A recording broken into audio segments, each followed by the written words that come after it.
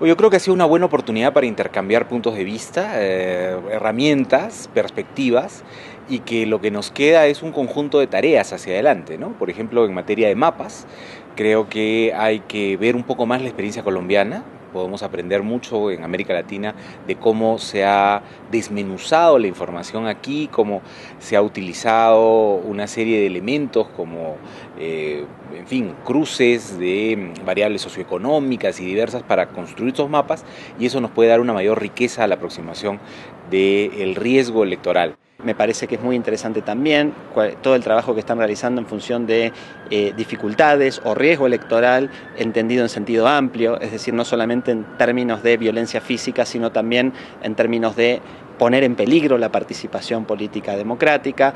En Argentina tenemos bastante atraso respecto de un mapa tan completo, me parece, como el que han desarrollado en Colombia. Tenemos muchos desafíos, está empezando a resurgir la violencia en algunos sectores de la Argentina, desafortunadamente. Hay violencia física, hay violencia entre grupos políticos. Me parece que es un ejemplo a seguir los mapas de riesgo y de violencia política que están desarrollando en este momento y que hemos presenciado a lo largo del seminario, muy interesantes. El seminario pues deja claro las posibilidades que tienen los movimientos de la sociedad civil sin llegar a ser una política tradicional y sin sentirse comprometido con ningún sector, de hacer ver realidades que inclusive los partidos no ven. Es más, yo diría que además de no ver, a muchos partidos inclusive le conviene ver lo que se está descubriendo a partir de estos esfuerzos, porque son una instancia importante en la democracia y que no todos los partidos están involucrados como decía a alguien en una intervención hace un rato, en lo que se empieza a entender en América Latina como la democracia, como la delincuencia electoral, sino que hay también intereses muy apegados a la democracia y que quisieran hacer algo por la democracia desde el litoral político, pero no han tenido la posibilidad tal vez de recibir lo que están recibiendo como aporte, que es el aporte que surge del trabajo de la MOE y de sus aliados y asociados, que están dando otra dimensión, otra visión sobre el quehacer político en Colombia, ¿no? Y que arroja luces para América Latina.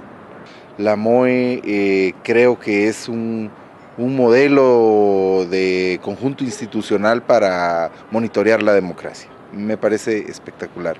Lo otro es que tenemos muchas cosas en común, es decir, nuestros intereses, experiencias diversas, pero que nos llevan a conclusiones muy similares. Y lo otro, y creo que es lo más importante, es que la violencia guarda relaciones con los eventos electorales. Es decir, muchas veces la violencia es un mecanismo propio de control.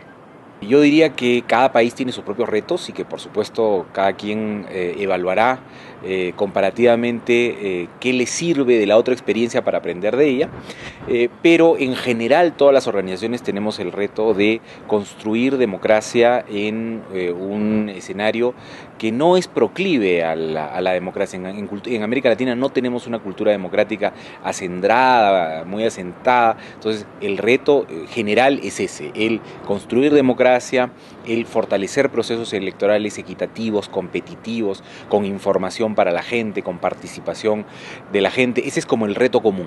Luego cada país tiene sus propios retos particulares y ciertamente los retos que hay en Colombia pues no son pocos. El poder ver también cómo de alguna manera la corrupción, el clientelismo, cómo incide, cómo esto puede determinar algún tipo de decisión y concentrar poderes en algunos municipios, pues también facilita que uno pueda conocer otra cara que no es la tradicional de los procesos electorales.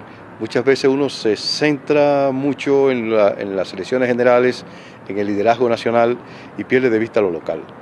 Y al perder de vista lo local, pues deja de ver la relación que se da entre los diferentes sectores que determinan en esos lugares, tanto sectores económicos legales como no legales, como la existencia de caudillos y caciques. Y esto pues va a conducirnos a ver qué tan libre, qué tan transparentes son las elecciones en nuestros países y cómo muchas veces con todo y la aplicación de la ley pues se avalan liderazgos que no son tales y se avalan visiones que quieren conducir el país hacia direcciones que no son las que queremos. La distribución de la pauta oficial, de lo que gastan en publicidad los gobiernos en medios de comunicación, es uno de los desafíos más grandes que tenemos en Poder Ciudadano a la hora de desarrollar software, desarrollar algún tipo de mecanismo que nos permita comparar cuál es la equidad que remiten esa distribución de pautas de medios de comunicación. Por otro lado, una diferencia que creo que han mencionado ustedes es que tienen bastante más dificultad que nosotros. No es que nosotros no tengamos dificultad con acceso a la información pública, sino que creo que ustedes todavía no tienen ningún tipo de encuadre normativo, mientras que nosotros tenemos algún decreto de alcance nacional que nos ayuda a realizar amparos judiciales en caso de que haya una negación de la entidad pública para entregarnos la información oficial. Ahí creo que no es una diferencia, sino que es un matiz respecto de las herramientas con las que contamos nosotros de poder judicializar la no entrega de información respecto de lo que mencionaban la MOE en sus exposiciones, que no cuentan con un estamento jurídico de la misma naturaleza. En materia de medios de comunicación hemos encontrado una serie de retos, ¿no?